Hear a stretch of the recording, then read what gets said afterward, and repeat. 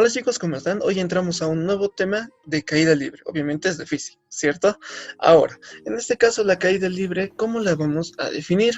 La caída libre no es nada más que el movimiento que se da de manera vertical, ¿sí? Y que tiene dos movimientos como tal, en sí, la subida y la bajada, nada más, ¿bien?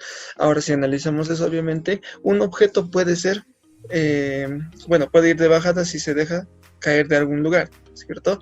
Ahora, cuando el objeto puede subir, pues siempre es lanzado desde algún lugar hacia arriba. Bien, ahora, siempre cuando el objeto sube, pues como sabemos, la gravedad va a hacer que siempre baje. O sea, siempre cuando sube, normalmente siempre tiene otro trayecto de bajada. Bien, ahora, cada uno de estos movimientos, tanto de bajada como de subida, tiene ciertas características y propiedades que en sí en un momento les vamos a decir. Pero antes definiremos algunas otras cosas. En este caso, por ejemplo, la gravedad, que se representa con una letra G. ¿Pero qué es la gravedad? La gravedad es una aceleración que nos atrae directamente al centro de la Tierra.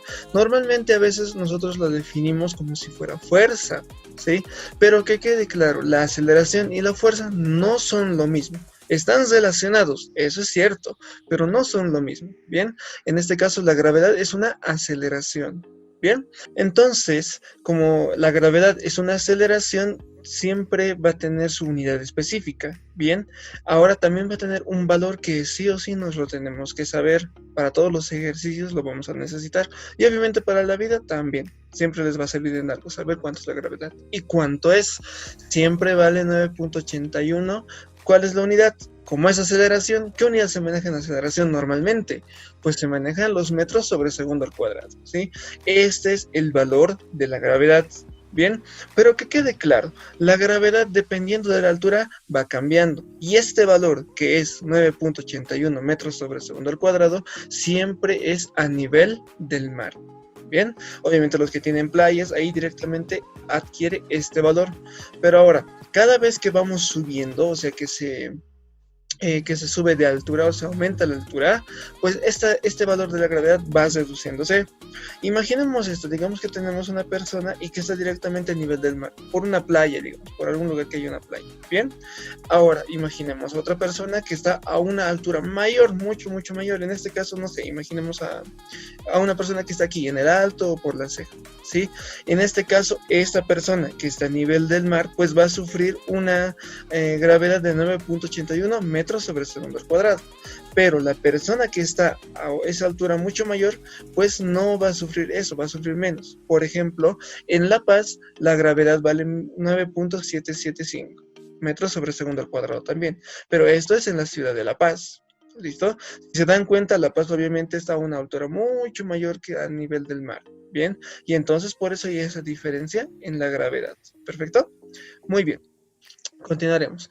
Ahora vamos a ver directamente las fórmulas, tanto del MRU como del caída libre. ¿Por qué? Porque las dos están muy relacionadas y son muy parecidas, ¿bien? Por ejemplo, la primera fórmula que teníamos en el movimiento rectilíneo uniformemente variado era esta: velocidad final igual velocidad inicial más o menos aceleración por tiempo. ¿Sí? Prácticamente esta misma fórmula se va a utilizar en caída libre, ¿bien? Pero con pequeñas diferencias. Hay ciertos datos, por ejemplo, aquí datos que tenemos que se pueden cambiar, o mejor dicho, que se deben cambiar, ¿bien? En este caso lo que vamos a cambiar es la aceleración, y en vez de aceleración, ¿qué le vamos a poner? ¿Cuál es la aceleración que vamos a manejar ahora? La gravedad. Entonces yo le pongo eso. Prácticamente es lo mismo, dense cuenta, velocidad final igual velocidad inicial más menos, ahora seguía aceleración, pero como dijimos, la aceleración lo cambiamos a gravedad, multiplicado ya por el tiempo, y eso se mantiene. ¿Se dan cuenta? Bien. Ahora, la siguiente fórmula, ¿cuál era? Era esta: velocidad final al cuadrado es igual a la velocidad inicial al cuadrado más o menos 2 veces la aceleración por la distancia. Bien, y aquí la aceleración ya dijimos que lo vamos a cambiar a gravedad, pero también la distancia lo vamos a cambiar. ¿Sí? ¿Qué vamos a hacer con la distancia? Pues lo vamos a cambiar a modo, digamos, vertical. La distancia es como medirlo de manera horizontal, pero si lo medimos verticalmente, pues nosotros lo llamamos altura, y a esa altura le ponemos la letra H. Bien, igual es la misma fórmula aquí en caída libre, dense cuenta. Velocidad final, velocidad inicial, 2, la aceleración se cambia por gravedad y la distancia se cambia a altura.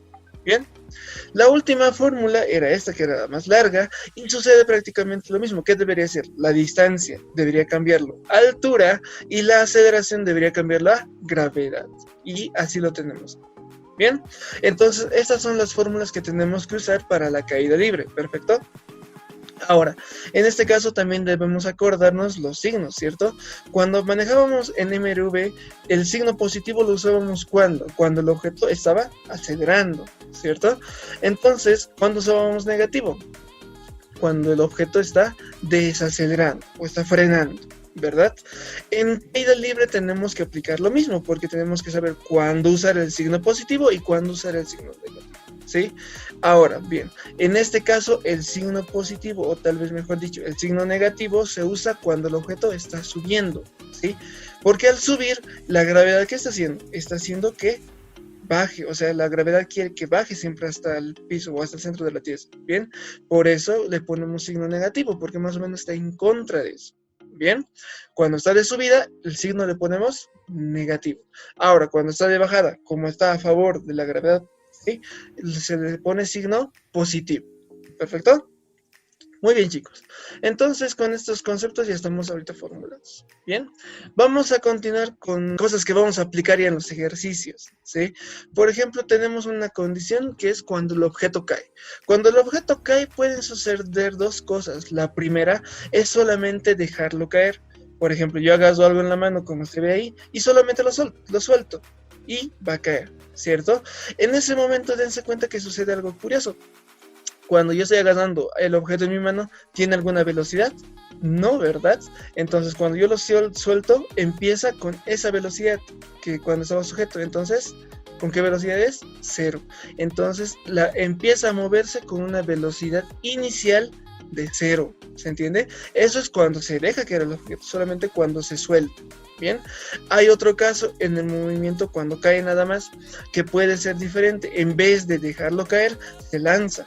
En este caso es diferente, dense cuenta, porque al lanzarlo nosotros le damos un impulso, ¿cierto? Y cuando se da ese impulso, pues el objeto ya sale con una velocidad. Y es diferente que cuando se deja caer. Entonces, cuando nosotros lanzamos un objeto, sea hacia arriba o sea hacia abajo, siempre va a tener una velocidad. Y aquí yo lo estoy poniendo puntos suspensivos porque puede adquirir cualquier valor. ¿Bien? No sé, 10, 20, lo que sea. ¿Perfecto? Estos dos características tenemos que tener bien en cuenta cuando el objeto va a caer. Bien, ahora, en este caso, ¿qué vamos a ver también? Cuando el objeto va a subir. ¿Listo? Cuando el objeto sube, siempre le ponemos ¿cómo se dice? Un impulso. O sea, siempre le damos una velocidad de salida. Si lo obtenemos directamente en la mano y queremos que suba, pues obviamente si lo mantenemos así no va a subir de por sí, ¿sí? Siempre tenemos que darle el impulso, y por eso, dándole el impulso, ¿qué va a suceder? Va a partir con una velocidad. Si vemos ahí, fíjense que obviamente esta va a ser la trayectoria de lo que va a seguir el objeto. Va a subir y obviamente al final va a terminar bajando, ¿cierto? Ahora, imaginemos esto, que cuando digamos, sale de la mano, o sea, cuando ya lo lanzamos, en ese justo momento, sale con una velocidad. Imaginemos que esa velocidad va a ser 30 metros por segundo. Bien, ahora, mientras va subiendo, la gravedad le va a afectar al objeto y va a hacer algo. ¿Qué va a hacer? Va a hacer que la velocidad se vaya disminuyendo. Porque mientras va subiendo, la gravedad, ¿qué está haciendo? Atrayéndole cada vez hacia el centro de la Tierra, ¿cierto? O sea, jalándole más o menos, ¿bien?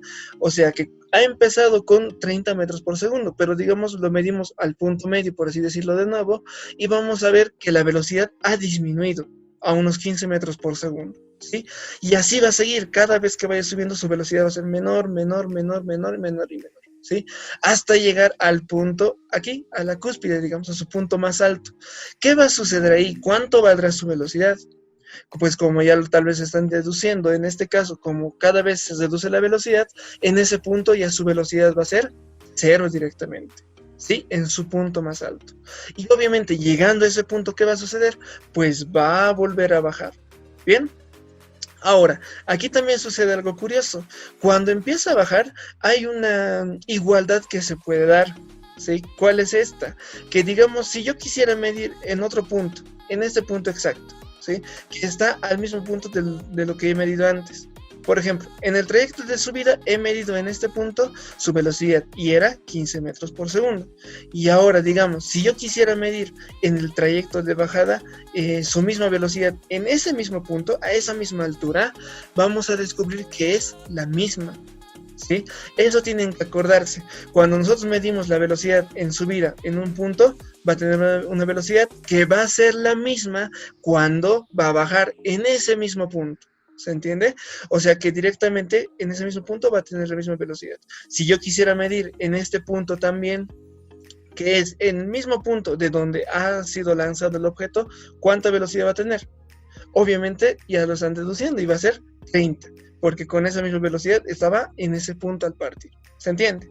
Y obviamente esto se utiliza mucho ya para la parte teórica aplicándolo a los ejercicios. Ahora, fíjense que en estos mismos puntos siempre va a ser la velocidad la misma. Bien, ahora, si nos damos cuenta, esto ha sido el mismo punto de donde ha sido lanzado, pero el objeto sigue cayendo. Entonces, como sigue cayendo, no va a mantener esa misma velocidad, ¿cierto?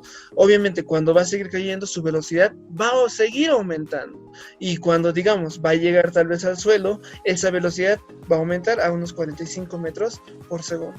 ¿Se entiende? Esa es la idea y las teorías que tenemos que acordarnos para poder resolver bien los ejercicios. Si no nos acordamos alguna de estas cosas, pues se nos puede dificultar algunas cosas en nuestra resolución. Bien, bueno chicos, eso sería todo. Nos vemos en clase. Chao, chao.